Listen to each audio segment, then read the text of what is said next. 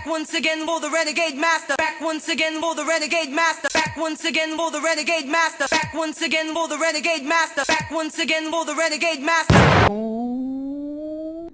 Hello my renegades and welcome back. And what are we getting back into? Oh, it's the last episode, people. It's the last episode of Married at First Sight UK Series 8, and we are now on episode 35. And we are coming to the penultimate, the very last confessions of the coach, aka the commitment ceremony.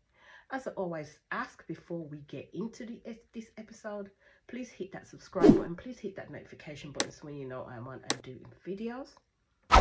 And let's get into the last ever episode of 2023 Married at First Sight UK, shall we? So they all come in, all of them together, everybody that's there, all the ones from the past as well, they all come in, they're all sitting down, and then they decide to show like a full range of clips of the wedding. So it shows everybody, and I have to say everybody did look good. Everybody did look good, and you see some people being a little bit cringy when they first saw it, and then you see Portia like get really over emotional when she saw the videos play out, and they asked her why, and she explained, and she was just like, for those that have stayed together, like, more power to you, and I hope everything still continues to work out for you. So then Terence tries to give her, you know, the little bro side hug, and she was like, yeah, none of that, none of that, none of that. That was kind of like, yeah, Terence, it's a little bit too late at this point, my guy. A little bit too late at this point, because from when you first came in from the last episode and you didn't say hello to this woman that you lived with, this woman that you married and spent time with on the honeymoon, even though, yes, you got into your little spats, let bygones be bygones. At the end of the day, you didn't speak to her, you didn't give her pay no mind to her at all, which I found quite rude. I did find Terence's behaviour quite rude at the end of the day. He could have at least gave her a hello. He didn't have to do her in the way that he did, but he did. So they called Erica and Jordan first. They started with the drama-rific ones first at the end of the day. And basically, Erica looks at Jordan once the experts go in to explain everything in that sense. So they said that they were getting along really well. They were doing the long distance route, that they'd spent time with each other in Scotland, and she spent time with him down where he lives, and they'd gone on holiday together. And then it kind of like went awry when this lad's night kind of happened. And I think the experts were trying to explain to Jordan exactly where he went wrong, and Paul did mention the fact that this guy likes to double down in his situation rather than actually stepping back, taking stock and reflecting. Jordan just keeps going, digging that hole, digging that hole, digging that hole, and Erica then gets louder and louder and louder, because she's like, you're not listening to me, you're not actually listening to what I'm saying, because you put yourself on the back foot by not telling her the full truth. As she said, so when she came into that dinner party with everybody else, she would have been aware what the rumblings were, what people may come up with, and she could have dealt with it at that time. He didn't do that. I'll give her that open chance to do that. And she said that she's been in that position before, where people have come along and shit on her, and she doesn't want that experience again. But what they said she had to be careful of is not putting the experiences that she's had with other people onto Jordan in that sense, because he's an individual and a separate entity. Now, Jordan kept on going on, and I just kept on saying to myself, all you had to sit there and say is, I'm sorry. Like, seriously, nobody should point out to Jordan when you apologise to someone, but Paul had to point out to Jordan, you've not even said I'm sorry. And that's when Jordan apologised. And I'm thinking, my guy, you need to stop being so freaking obtuse and stop always jumping straight in, because all Jordan does is listen to respond. If he hears a negative about himself, he's on it. And I'm like, stop doing that. Stop doing that. Actually listen to what's being told to you. Take it in, regurgitate it, then respond how you need to respond. If you need to apologise straight away for the shit that you failed to do, then you fucking do that. That's what you start with. That's what you start with. Don't start with defending yourself when you know you've done a wrong. You left your woman in the dark. You left your woman in the dark to deal with the shit that came her way, that she had no idea was going to come her way. That's what the issue was. Nobody was saying that Jordan was a cheater. Nobody was saying that Erica was going to walk away from him and shit like that. She just wanted you to understand. Come to me and tell me. Do you know what I mean? It wouldn't have been an issue if you'd have told me everything that had happened that night, knowing full well that these fuckers go and tell me at the end of the day. So, within that though, when they were explaining, Luke was laughing, and I thought, my guy, you ain't got nothing to laugh about. It ain't funny. It isn't funny, because at the end of the day, let's just put it this way. At least Jordan and Erica have stayed together. Where's you in your relationship, gossip queen? Because that's how I'm ever gonna see Luke. He's a gossip queen. He carries on like his shit don't stink, and his shit stinks higher than everybody else's at the end of the day. So he needed to have minded his business and drank his water and kept it in-house with him and Jay at the end of the day, because he ain't coming up smelling of roses. On to Ella and JJ. So they call Ella and JJ to the couch, and they showed their meeting, how they came in, how it all started. And I'm like, you know, Bianca's sitting right there. I don't think Bianca really was, but then saying that, she actually does probably have a little bit of a curiosity of how this shit started between them. So now her curiosity has been managed, because they literally showed everything as to how they began flirting with each other, met with each other, and how they were talking with each other. So now she knows in that sense. And then it kind of shows the end bit in regards to, you know, them talking to each other and giving the reasons as to why they don't feel that they should be together at this point in time, and that they should just go away being friends, and that they're not ready for this type of relationship with each other. They weren't the right people for each other at this point in time.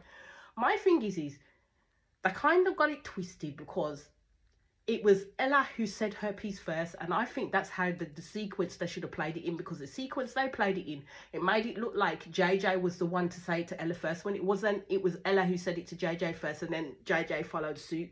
So they should have kept the correct sequence in how it happened and what was said in that sense. So basically they both said that they didn't think marriage was right for them, and they just wanted to be friends. And Ella, like, you know, got quite emotional in saying that being a trans woman, JJ was the first man to really accept her for her, like show her that she is that woman at the end of the day, and that the fact he wasn't looking at the trans bit of her, he's just looking at her as a woman, and she felt accepted by that. Now, I saw Bianca looking and saying, like, you know, get some tissue, so she did. So they did go to Bianca and say to her, well, what does she think? And she said that she, you know, she doesn't have any issues with them, and she wishes them well in the future at the end of the day. And I'm just like, there's nothing more that you could say against what Ella just said, because if you did, you're just gonna be coming off transphobic at the end of the day. Because what you have to realize is that Ella's gonna have an extra layer of judgment and issues coming her way. And also in regards to JJ, actually showing that he found her attractive, actually showing that he wanted to be with her like that. So you have to think of the nuances of that as well, and how you may come off on screen if you literally carried on having a fucking issue with them after Ella literally said what she said. So then it moves on to Matt and Adrian, and I thought, oh Lord, I thought, judging by the dinner and how Matt was so gung-ho and getting answers from Adrian and wanting that closure, this was not going to go well with them in the slightest. So Adrian was explaining at first that when they went back to reality, it just was not easy at the end of the day. She felt that the spark had diminished, and Matt had basically said, like, both of them had said that the breakup was mutual in that sense. But in the sense that the breakup was mutual, Matt still had an element of he wanted to try, because he was literally besotted by Adrian. Adrian knew he was besotted by her at the end of the day, but the cookie crumbled where it did. The cookie crumbled where it did, because at the end of the day, all I say is, yes, you live in this bubble, but by the time you get out of that, then it's up to you two as to how you make this relationship work. It's up to the individual people and how they make the relationship work at the end of the day. So if it don't work, it's down to both of them. It'll be down to both of them. Either one of them or both of them at the end of the day. So Adrian was basically saying that her expectations were too high in regards to Matt. And then they started to like dig at each other, and Matt again was speaking over Adrian and basically saying, this is it again, she makes it all about herself. I think that I'm gonna say, I think the work excuse and this schedule excuse is what it is. It's an excuse at the end of the day, because I think sometimes at some point these people are actually afraid to say what they mean and mean what they say at the end of the day, in regards to why they've stepped away from that relationship, knowing full well that the other person has no feeling for them and still wants to try and make it work with them. So I kind of think that it's a bit of a cop out when they use that as an excuse, as to say, well, I had all these pressures, it just was not working, in that sense. Where I think more so in Adrian's and Matt's case, it was more of the communication aspect and the respect aspect, in regards to, I think, Adrian, as she kept on mentioning, she was definitely hung up on the fact that I'm communicating with you and I'm not getting nothing back from you. Like, I've communicated with you in the morning. It's not that hard for you to get up and say, good morning, my love, how you doing? I shouldn't then have to wait until the end of your day has finished for then you to think of me in order to text me back, because I'm not going to be happy with that. No one is going to be happy with that. But my thing is if you're going to make it work, you are going to make it work. You're going to go the extra mile to make it work. And I just think that these two got back to their reality. Too much was going on for them, and it just split them down the middle, because at the end of the day, the communication and this level of honest that Adrian wanted from Matt wasn't there in the get-go. It was just building, and I don't think they were strong enough to carry it on once they got out of the experiment. So then we go to Laura, because Arthur wasn't there. Arthur didn't turn up, and I just thought he's probably thinking, well, what's the point? Arthur was probably thinking, what's the point of me turning up? At the end of the day, she gave me the ring back. She don't want me, so what am I going to turn up for and sit on the couch and be like, oh, la-di-da-di-da? Now I'm going to go off and do my own thing, make her sit there and chat to the ether at the end of the day. So she was just saying that, you know, it was a time where she needed to cut it off, because she was doing all this work within their relationship and she didn't think Arthur appreciated it. I believe Arthur did appreciate it, but I think Arthur got to the point where he was just like, I can't be asked to do this no more at the end of the day. And as I said, Arthur's true colours of the person that Arthur is came out, because I honestly believe as well that Arthur within that mix felt that he was not up to the standard of what Laura's used to, and I think that then played on his mind, causing him to act in the way that he did. To be fair, that's how I'm seeing it. So then we get to Mark and Sean, and basically Sean did turn around and apologise to Mark for messing up his experience of this experiment. And Mark said that he was nervous coming in, but being with everyone else just kind of made it easier, and he became more confident in himself, and that's what he took away from the short time that he was in experiment. They didn't stay on them long, because at the end of the day, they ended early. We know the issues. So then we go on to Jay and Luke. And I have to say, when Jay came onto that soap, she looked so deflated, because this girl has strong feelings for this boy. Like, seriously has strong feelings for Luke. And I think Luke is just literally shat all over her, basically. And he knew how people reacted and what certain people did to her within her relationships, to the point where she was a little bit guarded. But with Luke, she started to open up and become that little bit more vulnerable. This man was gung-ho in fighting for this woman within this experiment, and all guns are blazing when they went out saying that they're still going to be together because he found his person, And I was like, okay then. So I'm quite shocked by this turnabout, like really shocked by this turnabout. Like, he even went to meet Jay's mom, like went to meet her family and everything, and I'm like, you can't do that if you know you're not going to stay with this person. Like, seriously, if you're not going to make it work with this person, you can't go meet their family, because I don't find it good. I really don't find it good. It's like with the Roz and Thomas situation. I know it was homestays, but that again, it's kind of hard when you meet the family, because you know what kind of stuff they come from in that sense, and you can get on well with them, and then it's going back and explaining to them, well, this has happened and it's no longer going any further forward. It's just a madness. So basically he was trying to put it all on Jay and saying Jay's put this like pressure on him in terms of the communication, and Jay's basically saying she's asking for the bare minimum. She's asking for you to open up when she is texting you or she's communicating with you. Just communicate with her back. She's not telling you need to communicate with her every second of every day, but when she's communicating with her, actually give her the freaking respect to communicate back. That's all she's asking for, but he can't give it, and he wouldn't give it. And I'm telling you, this man is a whole fucking dickhead. This man's a whole dickhead. So then Luke then turns around and starts using the distance as an excuse. And as soon as he said it, I thought, yeah, you're full of bullshit here, because you're really not telling the true reason as to why you kicked things off with Jay at the end of the day. So it was Paul who called him out on the bullshit excuses, because he gave the perfect example of Paul and Tasha, that they're living a distance away, and if she lived further, he would best believe that Paul would literally climb over broken glass to get to Tasha, which is true, he would do to make it work. So what is actually the reason? And Luke was called out, what is actually the reason? So basically he turned around and he said, when his last conversation with Jay, that she was saying that it wasn't working. So she was the one that ended the relationship, but Jay didn't mean that in that sense, that she wanted to end that relationship then and there, because Jay was saying that there was no fight from him at all. And I'm like, Luke had checked out. Like, Luke had checked out. He couldn't be arsed. And that's what that action showed. Luke checked out. He couldn't be arsed with it.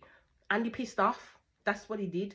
He was just waiting for her to put the final nail in the coffin at the end of the day. He weren't going to say, oh, it's done, I don't want to be with you. He was waiting for her, and that's why his actions were doing what they were doing at that point in time, because he knew it was only a matter of time before she decided, you know what, I've had enough. But in Jay saying, you know what, I've had enough, she was literally testing Luke in that sense and saying, well, if you really want to be with me, you'd fight with me, you'd turn around and say, oh no, it's not that, it's this, I don't want us to break up. He did none of that. He was quick to walk away, and that's why I'm saying he was already 1 foot out the door. Luke was already 1 foot out the door. He was just waiting for her to push him out that door, basically. So when Paul was asking him, you know, you said that this is something that you do all the time. When's it come to the point that you change that behavior? When's it come to the point that you move from a boy to becoming a man and dealing with that type of behavior? And Luke straight up then turned around and says that he doesn't want to change it all, and says he's a dick. But then he has the gumption to talk about other people's marriages when you ain't even in your own relationship. And that's why I'm saying you ain't going to get a woman like Jay ever again.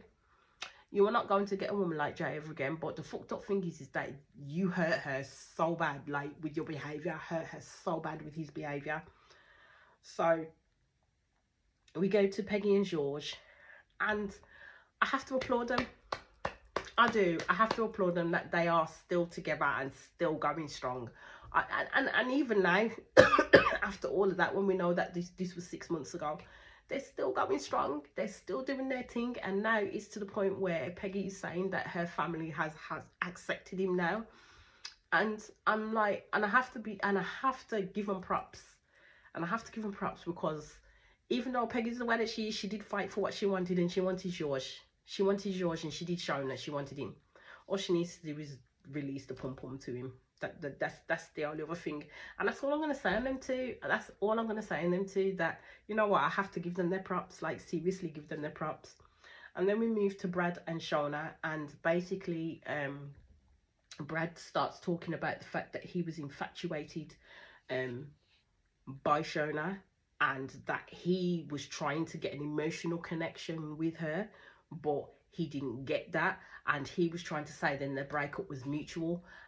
Shauna's face was not saying that the breakup was mutual. At the end of the day, you called her up on a night out, you were pissed, and you decided to tell her all this shit, that it was just lust, it was X, it was Y, it was Z, and the fact that you just didn't have an emotional connection with her, but you are besotted by her, and you don't really want to break up with her. So basically what you was looking for was a fuck buddy. That's what Brad was essentially saying. He was just looking for a fuck buddy. Like, he didn't want the whole mess with her. He just wanted the sexualness with her at the end of the day. So she was saying that it was difficult to comprehend that he had no emotional connection with her when he was literally telling her every given day that he loved her. From the start, he was telling her that he loved her, that he had this amazing connection with her. So as she said, he loved bomb the hell out of her. And Mal agreed with her. That's exactly what he did. And Paul was saying, we don't want to class it as like narcissism, but in terms of Brad, he believes that he's so emotionally intelligent when he actually isn't that fully emotionally intelligent, that then he turns around and weaponizes it against the person that he's with, which he did with Shona, which we saw what he did with Shona. Because he does believe that he's more emotionally intelligent, he's on this higher platform than Shona is, and he was basically teaching her how she should be. He was basically trying to believe that he was some kind of master teacher, and she was the student at the end of the day. So he was love bombing her. He love bombed her at the beginning, completely, well and truly, to the point that she fell for him in that sense. I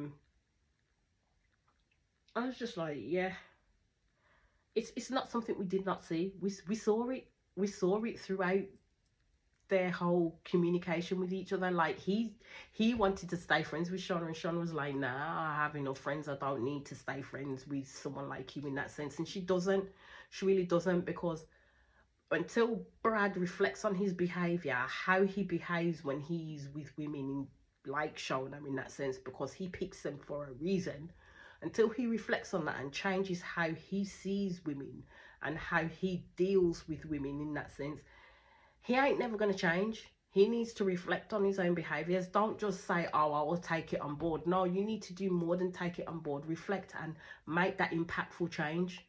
If you're looking for someone to be with for the long haul, that's what Brad needs to do. But I don't think he's going to do that, because I think he thinks he knows more than the experts at the end of the day. Like, he was listening to them. And my thing is you always tell when a person's kind of slightly peeved in what they're hearing about themselves, because at first Brad was like when he was talking and eyes open, and then when they were actually calling him out on his piss poor behaviour, he literally sits there and his eyes just start to squint because he's not liking what he's hearing about himself. And then he will say, I accept it, I agree with you. But I don't think he essentially agrees. I think he's just saying that in quickness to get up off the couch and get out the firing line, basically. Because I don't think Brad is going to change his behaviours in the slightest. So then you see Tasha and Paul come to the couch, my babies, and they were so brilliant, and they showed their wedding and everything, and it was good. And Paul did say that, you know, when they were on a night out, Tasha did turn around to him and drop the album. And now Tasha said it when she felt it, and Paul knows that she means it, because she will never say I love you unless she actually meant it. And as Tasha said, it was at that right moment in time that she wanted to do it. And that's it now, my renegades. That is it. That's all the episodes done. And we went through it all together. There were some highs, there were some lows, there were some in-betweens. But it was a good show overall. It was a good show overall. Let's hope it, when they do the next ones, which will probably become next year, that they vet these people properly and have a little bit more success with people, do you know what I mean? And stop manufacturing the motherfucking drama at times. But anyway, I think my next kind of things that I am going to talk about, I'm not sure, but I think the perfect match is coming out, so I'll have to check on that and see if it is, because if it is, I will start doing videos on that. I also want to do the series Grime Kids and have a little of a conversation in regards to that. And as I always say, please hit that subscribe button and please hit that notification button so you know I'm back on and doing videos. And we will speak again very, very soon. Peace out. Love ya. Bye.